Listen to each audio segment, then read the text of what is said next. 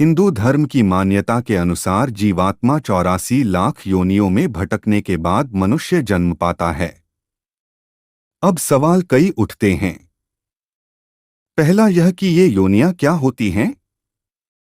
दूसरा यह कि जैसे कोई बीज आम का है तो वह मरने के बाद भी तो आम का ही बीज बनता है, तो फिर मनुष्य को भी मरने के बाद मनुष्य ही बनना चाहिए। पशु को मरने के बाद पशु ही बनना चाहिए। क्या मनुष्यात्माएं पाश्विक योनियों में जन्म नहीं लेती? या कहीं ऐसा तो नहीं कि 84 लाख की धारणा महज एक मिथक भर है?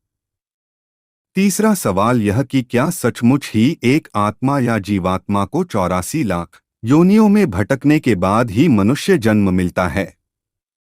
आओ इनके उत्तर जानें। पहला सवाल, योनियां क्या हैं? जैसा कि सभी को पता है कि मादा के जिस अंग से जीवात्मा का जन्म होता है उसे हम योनि कहते हैं। इस तरह पशु योनि, पक्षी योनि, कीट योनि, सर्प योनि, मनुष्य योनि आदि। उक्त योनियों में कई प्रकार के उपप्रकार भी होते हैं। योनियां जरूरी नहीं कि 84 लाख ही हों। वक्त से साथ अन्य तरह के जीव जंतु भी उत्पन्न हुए हैं। आधुनिक विज्ञान के अनुसार अमीबा से लेकर मानव तक की यात्रा में लगभग 1,04 लाख योनियां मानी गई हैं। ब्रिटिश वैज्ञानिक रॉबर्ट एम मे के अनुसार दुनिया में 87 लाख प्रजातियां हैं। उनका अनुमान है कि कीट पतंगे, पशु पक्षी, पौधा पादप, जलचर थलचर सब मिलाकर जीव की 87 लाख प्रजातियां हैं। गिनती का थोड़ा बहुत अंतर है, लेकिन यह महत्वपूर्ण है कि आज से हजारों वर्ष पूर्व ऋषिमुनियों ने बगैर किसी साधन और आधुनिक तकनीक के यह जान लिया था कि योनियां 84 लाख के लगभग हैं। क्रम विकास का सिद्धांत। गर्भविज्ञान के अनुसार क्रम विकास को देखने पर मनुष्य जीव सबसे पहले एक बिंदु रूप होता है, जैसे कि समुद्र के एक कोशीय जीव। वही एक कोशीय जीव बाद में बहुकोशीय जीवों में परिवर्तित होकर क्रम विकास के तहत मनुष्य शरीर धारण करते हैं। स्त्री के गर्भावस्था का अध्ययन करने वालों के अनुसार जंतुरूप जीव ही स्वेदज, जरायुज, अंडज और उद्भिज जीवों में परिवर्तित होकर मनुष्य रूप धारण करते हैं। मनुष्य योनि में सामान्यत जीव 9 माह और 9 दिनों के विकास के बाद जन्म लेने वाला बालक गर्भावस्था में उन सभी शरीर के आकार को धारण करता है जो इस सृष्टि में पाए जाते हैं। गर्भ में बालक बिंदु रूप से शुरू होकर अंत में मनुष्य का बालक बन जाता है, अर्थात वह 83 प्रकार से खुद को बदलता है। बच्चा जब जन्म लेता है तो पहले वह पीठ के बल पड़ा रहता है, अर्थात किसी पृष्ठवंशीय जंतु की तरह। बाद में वह छाती के बल सोता है, फिर वह अपनी गर्दन वैसे ही ऊपर उठाता है जैसे कोई सर्प या सरीसृप जीव उठाता है। तब वह धीरे धीरे रेंगना शुरू करता है, फिर चौपायों की तरह घुटने के बल चलने लगता है। अंत में वह संतुलन बनाते हुए मनुष्य की तरह चलता है। भय, आक्रामकता, चिल्लाना, अपने नाखूनों से खरोंचना, ईर्ष्या, क्रोध, रोना, चीखना आदि क्रियाएं सभी पशुओं की हैं, जो मनुष्य में स्वतः ही विद्यमान रहती हैं। यह सब उसे क्रम विकास में प्राप्त होता है। हिंदू धर्मानुसार सृष्टि में जीवन का विकास क्रमिक रूप से हुआ है। श्रीमद्भागवत पुराण के अनुसार सृष्ट्वा पुराणी विविधान्यज्ञात्मशक्तया वृक्षान् सरीसृप पशून् खगदंशमत्स्यान् तैस्तैर अतुष्टहृदय पुरुषण विधाय। ब्रह्मावलोकधिष्णम मुद्माप देव 11 से 9-28। श्रीमद्भागवत पुराण अर्थात विश्व की मूलभूत शक्ति सृष्टि के रूप में अभिव्यक्त हुई और इस क्रम में वृक्ष, सरीसृप, पशु पक्षी, कीड़े मकोड़े, मत्स्य आदि अनेक रूपों में सृजन हुआ, परंतु उससे उस चेतना की पूर्ण अभिव्यक्ति नहीं हुई। अत मनुष्य का निर्माण हुआ जो उस मूल तत्व ब्रह्मा का साक्षात्कार कर सकता था। योग के 84 आसन भी इसी क्रम विकास से ही प्रेरित हैं। एक बच्चा वह सभी आसन करता रहता है जो कि योग में बताए जाते हैं। उक्त आसन करने रहने से किसी भी प्रकार का रोग और शोक नहीं होता। वृक्षासन से लेकर वृश्चिक आसन तक कई पशुवत आसन हैं। मत्स्यासन, सर्पासन, बकासन, कूर्मासन, वृश्चिक, वृक्षासन, ताड़ासन आदि अधिकतर पशुवत आसन ही है।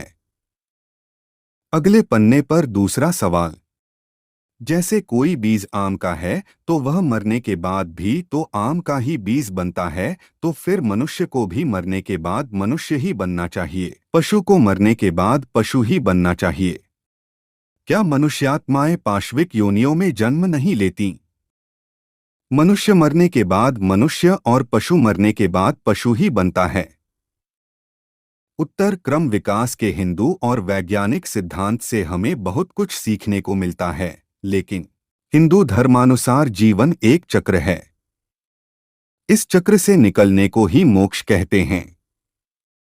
माना जाता है कि जो ऊपर उठता है एक दिन उसे नीचे भी गिरना है, लेकिन यह तय करना है उक्त आत्मा की योग्यता और उसके जीवट संघर्ष। यदि यह मान लिया जाए कि कोई पशु आत्मा पशु ही बनती है और मनुष्य आत्मा मनुष्य, तो फिर तो कोई पशु आत्मा कभी मनुष्य बन ही नहीं सकती। किसी कीड़े की आत्मा कभी पशु बन ही नहीं सकती। ऐसा मानने से बुद्ध की जातक कथाएं अर्थात उनके पिछले जन्म की कहानियों को फिर झूठ मान लिया जाएगा। इसी तरह ऐसे कई ऋषिमुनि हुए हैं जिन्होंने अपने कई जन्मों पूर्व हाथी, घोड़े या हंस के होने का वृत्तांत सुनाया। तो यदि यह कोई कहता है कि मनुष्यात्माएं मनुष्य और पशु पक्षी की आत्माएं पशु या पक्षी ही बनती हैं, वे सैद्धांतिक रूप से गलत हैं। हो सकता है कि उन्हें धर्म की ज्यादा जानकारी। दरअसल उक्त प्रश्न के उत्तर को समझने के लिए हमें कर्मभाव, सुखदुख और विचारों पर आधारित गतियों को समझना होगा। सामान्य तौर पर 3 तरह की गतियां होती हैं। 1 ऊर्ध्व गति, 2 स्थिर गति और 3 अधोगति। प्रत्येक जीव की ये 3 तरह की गतियां होती हैं। यदि कोई मनुष्यात्मा मरकर ऊर्ध्व गति को प्राप्त होती है तो वह देवलोक को गमन करती है।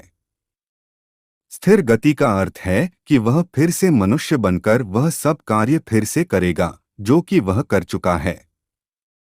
अधोगति का अर्थ है कि अब वह संभवत मनुष्य योनि से नीचे गिरकर किसी पशु योनि में जाएगा, या यदि उसकी गिरावट और भी अधिक है तो वह उससे भी नीचे की योनि में जा सकता है, अर्थात नीचे गिरने के बाद कहाँ जाकर वह अटकेगा कुछ कह नहीं सकते।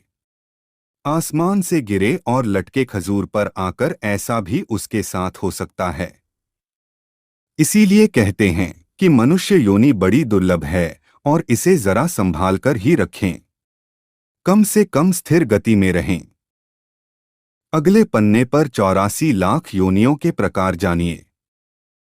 84 लाख योनियों के प्रकार जानिए। 84 लाख योनियां अलग अलग पुराणों में अलग अलग बताई गई हैं, लेकिन हैं सभी एक ही। अनेक आचार्यों ने इन 84 लाख योनियों को 2 भागों में बांटा है। पहला योनिज तथा दूसरा आयोनिज, अर्थात 2 जीवों के संयोग से उत्पन्न प्राणी योनिज कहे गए, और जो अपने आप ही अमीबा की तरह विकसित होते हैं उन्हें आयोनिज कहा गया। इसके अतिरिक्त स्थूल रूप से प्राणियों को 3 भागों में बांटा गया है। 1 जलचर, जल में रहने वाले सभी प्राणी। 2 थलचर, पृथ्वी पर विचरण करने वाले सभी प्राणी।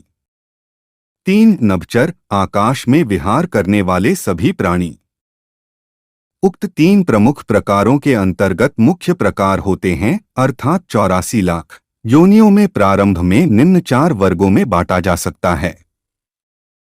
1 जरायुज, माता के गर्भ से जन्म लेने वाले मनुष्य पशु जरायुज कहलाते हैं। 2 अंडज, अंडों से उत्पन्न होने वाले प्राणी अंडज कहलाते हैं। 3 स्वदेज, मलमूत्र, पसीने आदि से उत्पन्न क्षुद्र जंतु स्वेदज कहलाते हैं। 4 उदिभज, पृथ्वी से उत्पन्न प्राणी उदिभज कहलाते हैं। पद्म पुराण के एक श्लोकानुसार जलज नव लक्षाणी, स्थावर लक्ष विंशति, कृम्यो रुद्र संख्यक, पक्षिणाम 10 लक्षणम, त्रिंशल लक्षाणी पशव, चतुर्लक्षाणी मानव। अर्थात जलचर 9 लाख, स्थावर अर्थात पेड़ पौधे 20 लाख, सरीसृप कृमि अर्थात कीड़े मकोड़े 11 लाख, पक्षी नभचर 10 लाख, स्थलीय थलचर 30 लाख और शेष 4 लाख मानवीय नस्ल के, कुल 84 लाख। आप इसे इस तरह समझें, पानी के जीव जंतु 9 लाख, पेड़ पौधे 20 लाख, कीड़े मकोड़े 11 लाख, पक्षी 10 लाख, पशु 30 लाख, देवता मनुष्य आदि 4 लाख, कुल योनियां 84 लाख। प्राचीन भारत में विज्ञान और शिल्प ग्रंथ में शरीर रचना के आधार पर प्राणियों का वर्गीकरण किया गया है, जिसके अनुसार एक शफ, एक खुर वाले पशु, खर, गधा, अश्व, घोड़ा, अश्वतर, खच्चर, गौर, एक प्रकार की भैंस, हिरण इत्यादि। 2 द्विशफ, 2 खुर वाले पशु, गाय, बकरी, भैंस, कृष्ण मृग आदि। 3 पंच अंगुल, 5 अंगुली नखों, पंजों वाले पशु, सिंह, व्याघ्र, गज, भालू, श्वान, कुत्ता, श्रृंगाल आदि। प्राचीन भारत में विज्ञान और शिल्प, पेज 107 से 110। अगले पन्ने पर, क्या सचमुच 84 लाख योनियों में भटकना होता है? प्रश्न, क्या सचमुच 84 लाख योनियों में भटकना होता है? उत्तर, ऊपर हमने एक प्रश्न की मनुष्य मरने के बाद मनुष्य और पशु मरने के बाद पशु ही बनता है का उत्तर दिया था। उसके उत्तर में ही उपरोक्त प्रश्न का आधा जवाब मिल ही गया होगा। इससे पूर्व क्रम विकास में भी इसका जवाब छिपा है। दरअसल पहले गतियों को अच्छे से समझें, फिर समझ में आएगा कि हमारे कर्म, भाव और विचार को क्यों उत्तम और सकारात्मक रखना चाहिए। क्रम विकास 2 तरह का होता है, एक चेतना आत्मा का विकास, दूसरा भौतिक जीव का विकास। दूसरे को पहले समझें। यह जगत आकार प्रकार का है। अमीबा से विकसित होकर मनुष्य तक का सफर ही भौतिक जीव विकास है। इस भौतिक शरीर में जो आत्मा निवास करती है। प्रत्येक जीव की मरने के बाद कुछ गतियां होती हैं, जो कि उसके घटना, कर्म, भाव और विचार पर आधारित होती हैं। मरने के बाद आत्मा की 3 तरह की गतियां होती हैं, 1 ऊर्ध्व गति, 2 स्थिर गति और 3 अधोगति। इसे ही अक्ति और गति में विभाजित किया गया है। वेदों, उपनिषदों और गीता के अनुसार मृत्यु के बाद आत्मा की 8 तरह की गतियां मानी गई हैं।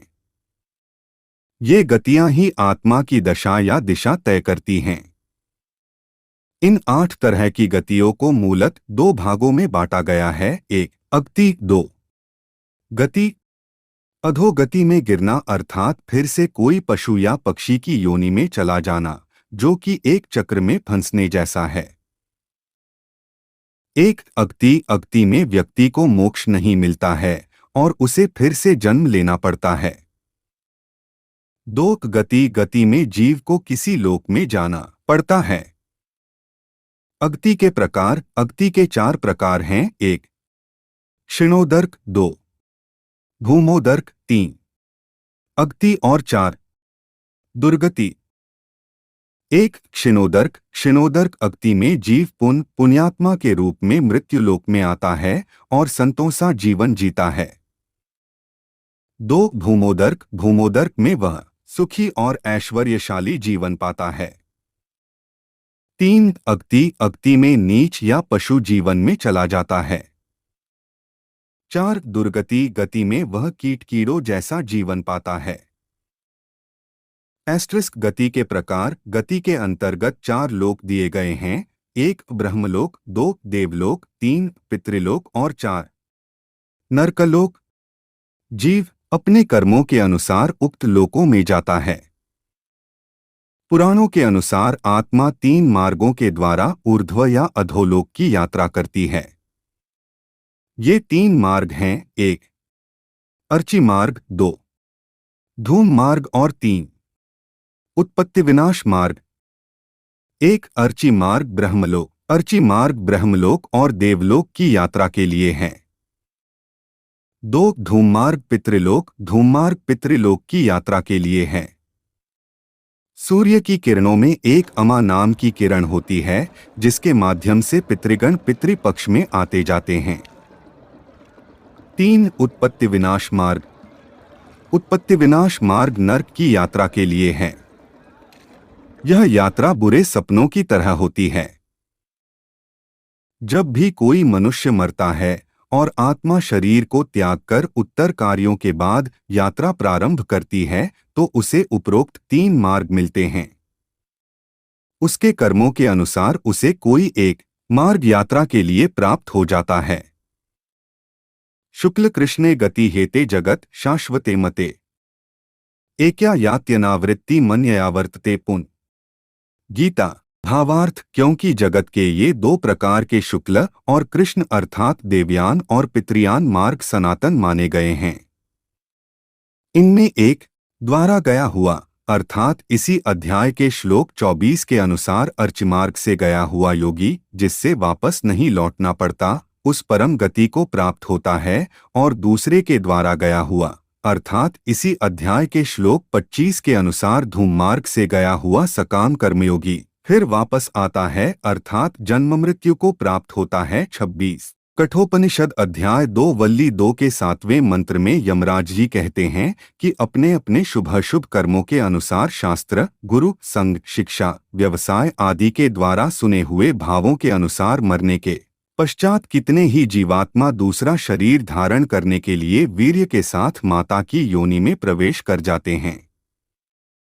जिनके पुण्य पाप समान होते हैं वे मनुष्य का, और जिनके पुण्य कम तथा पाप अधिक होते हैं वे पशु पक्षी का शरीर धारण कर उत्पन्न होते हैं, और कितने ही जिनके पाप अत्यधिक होते हैं स्थावर भाव को प्राप्त होते हैं अर्थात वृक्ष, लता, तृण आदि जड़ शरीर में उत्पन्न होते हैं।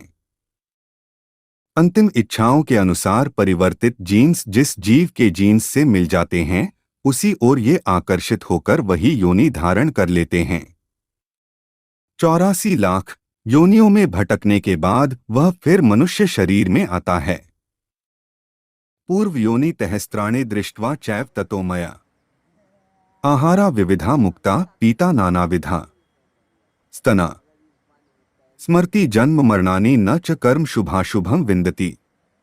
गर्भोपनिषद अर्थात उस समय गर्भस्थ प्राणी सोचता है कि अपने हजारों पहले जन्मों को देखा और उनमें विभिन्न प्रकार के भोजन किए, विभिन्न योनियों के स्तनपान किए तथा अब जब गर्भ से बाहर निकलूंगा तब ईश्वर का आश्रय लूंगा। इस प्रकार विचार करता हुआ प्राणी बड़े कष्ट से जन्म लेता है, पर माया का स्पर्श होते ही वह गर्भज्ञान भूल जाता है। शुभ कर्म लोप हो जाते हैं। मनुष्य फिर मनमानी करने लगता है और इस सुरदुर्लभ शरीर के सौभाग्य को गवा देता है। तो दोस्तों, आशा करता हूं कि यह वीडियो आपको पसंद जरूर आया होगा।